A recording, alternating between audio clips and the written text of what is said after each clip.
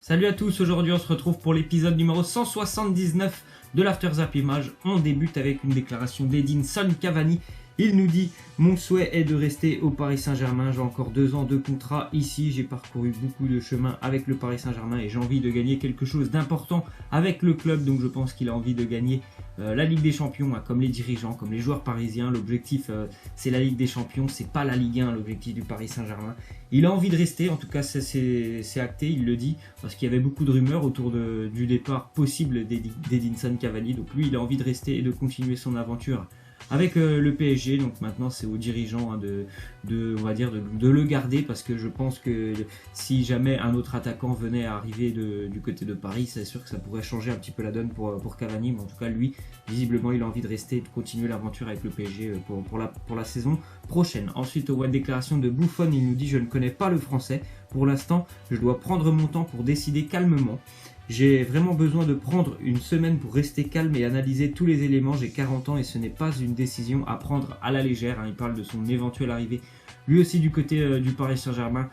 Ça pourrait se faire normalement. Franchement, c'est quand même en bonne voie, que ce soit les médias italiens ou les médias français. Beaucoup de personnes disent que c'est presque fait, cette arrivée de Buffon du côté de Paris, ce qui a posé d'ailleurs un petit peu problème. Normalement, je crois qu'à Areola, ça lui plaît pas trop que le Paris Saint-Germain s'intéresse à Buffon. Après, pour Buffon, c'est sûr que ce serait vraiment certainement un dernier challenge dans sa carrière qui serait assez intéressant, parce que le PSG a bien sûr de grandes ambitions pour l'année prochaine, et je pense que s'il vient, c'est peut-être pas quand même pour faire banquette, Buffon, donc il trouverait certainement une place de numéro 1.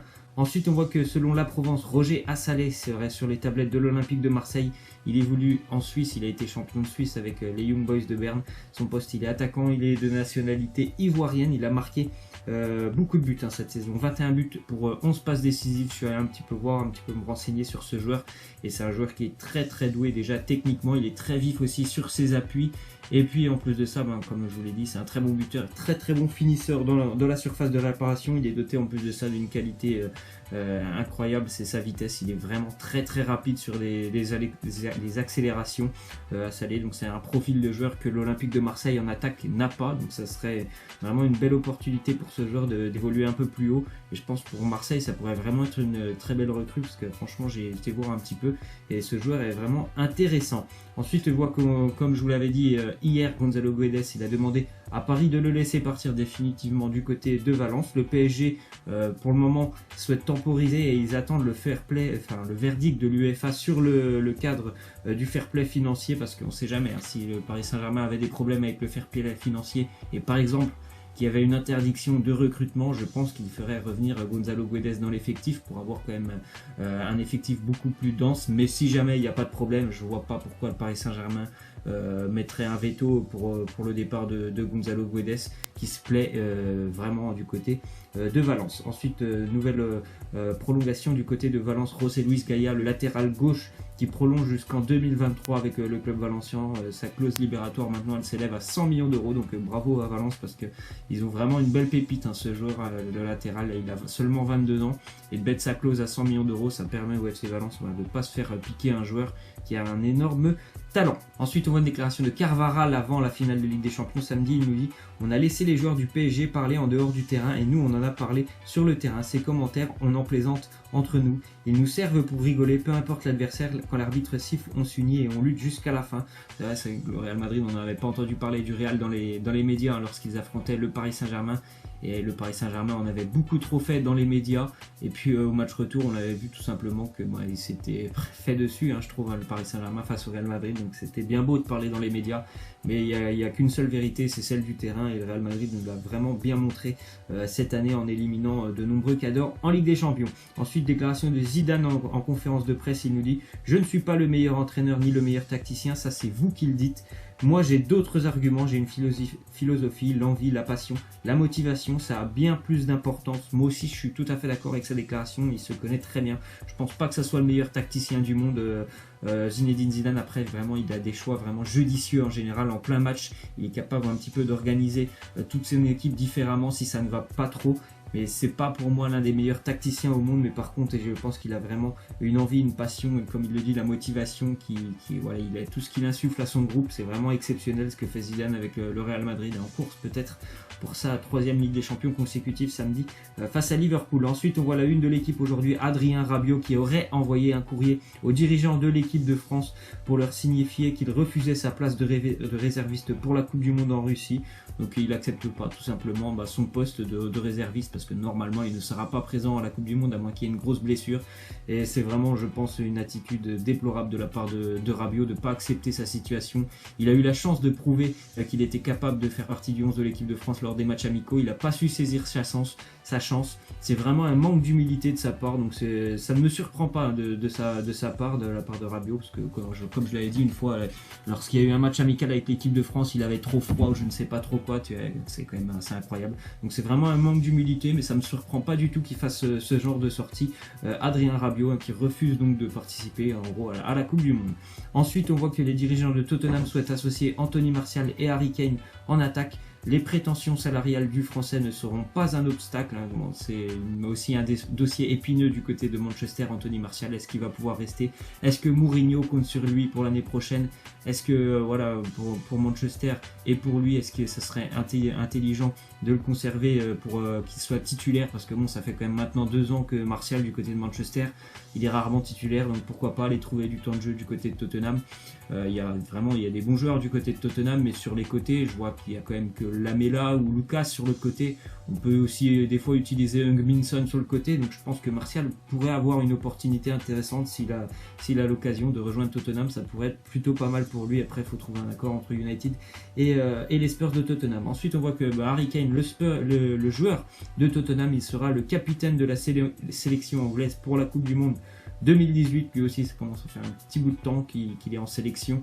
C'est certainement l'un des cadres, malgré son jeune âge, c'est certainement l'un des cadres et le meilleur joueur je pense de la sélection, donc il portera le brassard de capitaine pour la Coupe du Monde. On continue du côté de Chelsea qui serait prêt à offrir 115 millions d'euros voire plus au Bayern Munich pour s'offrir les services de Robert Lewandowski. Donc Lewandowski, il était beaucoup cité du côté du Real Madrid. Pour le moment, il n'y a rien eu de fait.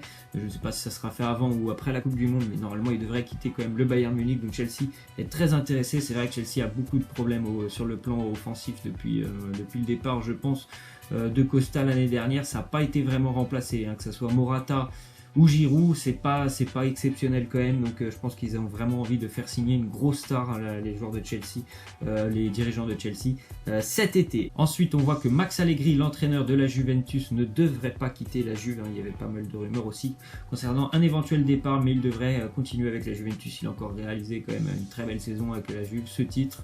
La Coupe d'Italie aussi pour la Juve. Bon, il y a eu en Ligue des Champions cette mini échec face au Real Madrid, parce qu'ils sont tellement bien comporté dans le deuxième match, et c'est un mini échec. Donc il fait vraiment de l'excellent boulot depuis qu'il a remplacé Antonio Conte. Donc il va normalement continuer avec la Juve. Ensuite, on voit une jolie image de Manuel Neuer et Iker Casillas qui ont rendu hommage à Gianluigi Buffon en posant avec le maillot de Buffon. Voilà, deux grands gardiens qui ont marqué aussi l'histoire du football. Que ce soit Neuer, il est encore très jeune, mais il a déjà marqué l'histoire du foot. Casillas, il a marqué l'histoire du foot. Il rend hommage de la plus belle des manières à Buffon. Ensuite, on voit que dans un communiqué, l'UEFA a indiqué que son instance de contrôle du fair play financier n'avait pas trouvé d'accord avec le Milan AC, donc concernant des éventuelles garanties sur l'emprunt. Donc le club du Milan AC risque une exclusion de toute compétition européenne. C'est dommage pour les Milanais qui se sont qualifiés pour l'Europa League cette année. On en apprendra certainement un petit peu plus, mais c'est quand même assez difficile ce qui se passe et c'est assez compliqué. Ces dirigeants chinois du côté, ces investisseurs chinois, c'est pas très sûr tout ça du côté du Milan.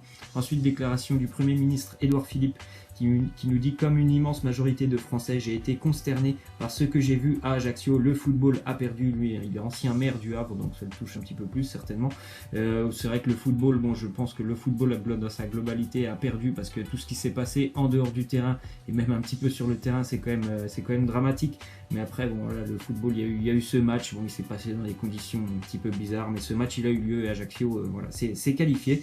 D'ailleurs, l'ACA rencontrera Toulouse ce soir à Montpellier dans un stade à huis clos. C'est quand même triste ce qu'on voit en ce moment dans le football français. 2 barrages, le barrage hier d'accession en Ligue 2 entre Grenoble et Bourg-Péranna, c'était match à huis clos. Ce soir, le barrage de Ligue 2, Ligue 1, match à huis clos. C'est quand même assez triste de voir tout ça. Ensuite, on voit que du côté de Troyes, Jean-Louis Garcia ne sera plus l'entraîneur des Troyens, lui qui avait fait vivre la montée aux Troyens en Ligue 1 cette saison. Il n'a pas réussi à maintenir le club malgré le fait qu'il a vraiment de belles ambitions de jeu. Jean-Louis Garcia, il a essayé de proposer du beau jeu. Après, c'est sûr que l'effectif troyen était quand même limité, donc il ne continuera pas avec les Stacks la saison prochaine.